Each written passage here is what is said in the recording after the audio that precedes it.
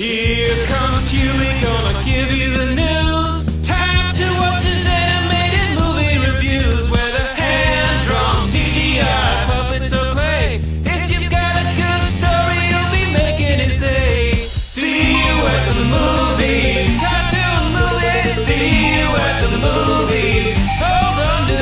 See you at the movies, like nobody's business. Hey, see you at the movies, animated movies that is.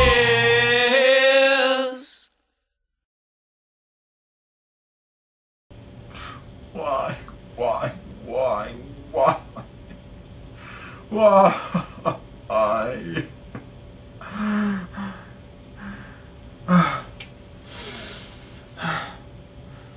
Hey everyone, I'm Hewy Toonmore.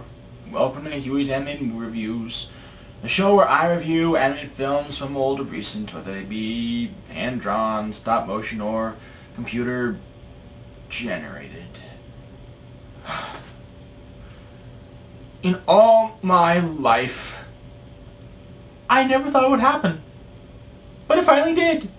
The apocalypse of animation has dawned. Pixar has made a sequel, a really, really weak sequel. Over 10 movies of great superheroes, interesting human characters, Iron Chef rats, and talking toys. What do we get this time? A follow-up to a weak feature of theirs that was unnecessary to begin with. Where do I begin? Back in 2006, Pixar released Cars, a film about an entire world where everyone was... what else? A car. After giving fish a personality and perfecting humans in The Incredibles, we get a one-note joker of a film. Lightning McQueen is a cocky rookie race car. Speeding on his way to a big race, he crashes into Radiator Springs, destroying lots of the inhabitants' belongings.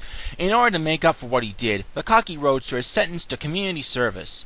Though he will do anything to get away from the work, McQueen must learn to respect and bond with the Radiator Springs inhabitants in order to get out of town and back to the racetracks. Oh, how cliched! While it wasn't the worst, it was just weak and not as great as most Pixar films. I'll give it 3 stars out of 5. The animation was good, the story was okay, and some of the characters I actually enjoyed. As for Paul Newman's last film before his death, he was great. But sure enough, coming off the epicness of Toy Story 3, Pixar decided to go into a different direction and do sequels. But only if they had a good story. Oh. And they really thought this one would work coming off the dramatic and tear-jerking Knick-Knack finale? Released on June 24th, 2011, the movie is... Cars 2. For the love of John Lasseter, why? Alright, to be fair, I won't give away the ending, even if you figure out what it is because it's so cliched. Anyway, on with the review. Star race car Lightning McQueen and his pal Mater head overseas to compete in the World Grand Prix race.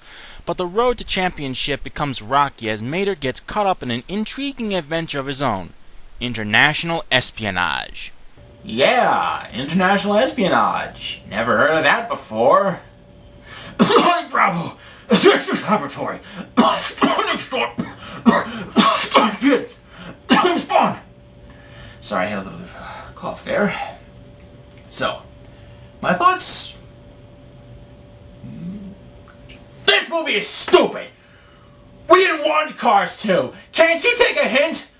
Lasseter, what's wrong with you? I think I see a pattern here.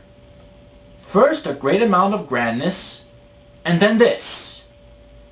You know what? Let's just do trivia time before I start having nightmares of a third movie. Now, you might be wondering why Pixar would make a sequel to their least liked animated feature, and there are a number of reasons as to why. When John Lasseter was promoting the first Cars around the world, he started to think about the funny circumstances the characters, in particular Mater, could get into. During the story phase of the first Cars, a scene was written and storyboarded in which Lightning McQueen and Sally go on a date to the local drive-in. The movie showing was to be a spy movie starring an Ashton Martin called Finn McMissile, an obvious homage to James Bond's own car. The scene was not animated due to adding very little to the story, but Lasseter became really fascinated at the possibility of making a spy film with this character. And the final reason, as well as the one Pixar won't mention, is that the Cars merchandise alone has made over $8 million on its toys. With this sequel, not only can a bunch of new toys be introduced with more gadgets and raceways, but it's such an easy moneymaker, it will help fund more ambitious projects at Pixar, like The Incredibles and Wall-E were. Yeah, clever writing. If you ask me, I've heard better jokes from aliens. Anyway, my wife gave me a new car. It's called Rolls Can Hardly. That's right, rolls down one hill, can hardly get up the next. Rolls can hardly, you get it? Perhaps. Although the animation is awesome. I mean, it's Pixar after all. They have improved from the start, perfecting on human characters and even techniques with creatures having hair. But this movie?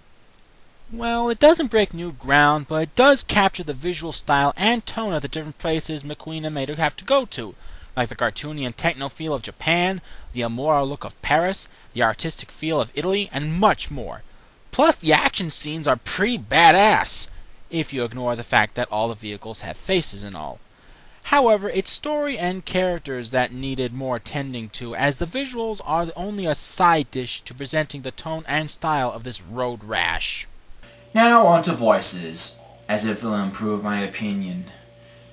Kinda. Now I'll only talk about characters who are interesting. To me, that is.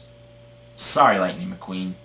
Our main character, Mater, is played by redneck comedian Larry the Cable Guy, and he's my favorite character in the Cars series.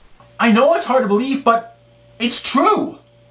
He's obnoxious, but there's just something charming about him at the same time. Like Ernest. Next up is Holly Shiftwell, a female spy car played by Emily Mortimer, who I only remember as Nicole from the 2006 Pink Panther movie.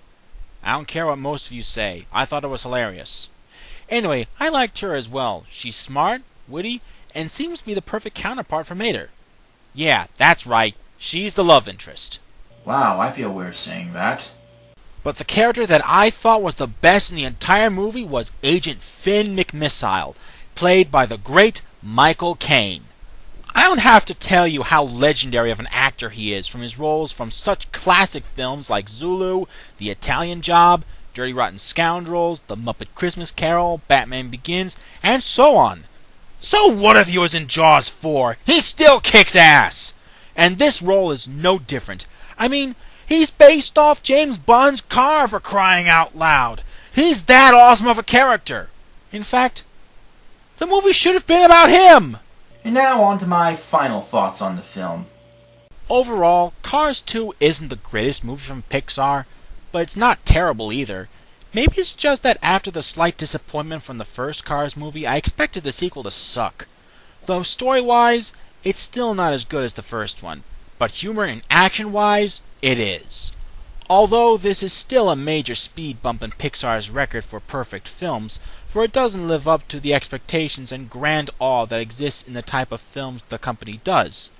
While I'm excited to hear a prequel for Monsters, Inc., and at long last a follow-up to The Incredibles surfacing, all I have to ask is, why didn't they enter the realm of sequels with those ideas? Despite some good things, it falls short of being labeled a Pixar classic. So I would have to give this movie 2.5 stars out of 5. Well, that's all for now. Be sure to join me for my next review. Now if you'll excuse me, I'm gonna go pray that the next Pixar film is a major improvement over this one. Because if it isn't, we're doomed. See you at the movies. Anime movies, that is.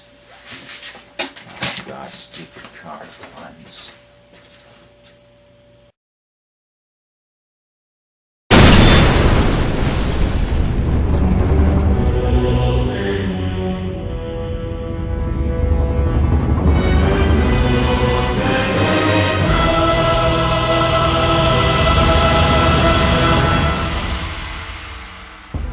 hour has returned, and my time is at hand. Soon I will have my vengeance upon this fool, and the world will suffer with him. Hey, V for Vendetta. Halloween's a few months from now. Why don't you take off the mask and get a real job? How about you take a long flight to the center of Oblivion? I haven't felt this powerful since Video Brigando released their films in America. That was a very good year. But now I must find the next bad film to cause more pain and suffering to these fools.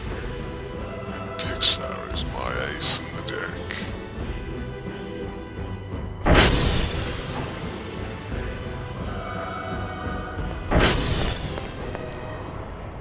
Alright, let's see. Ah yes, here we go.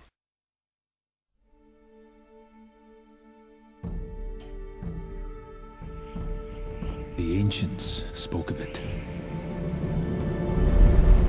It is the heart of this fierce land.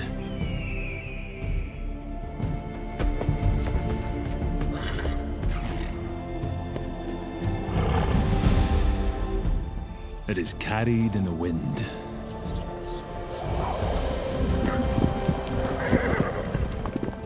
Born of our legends. And when we are put to the test, it is the one thing we must always be.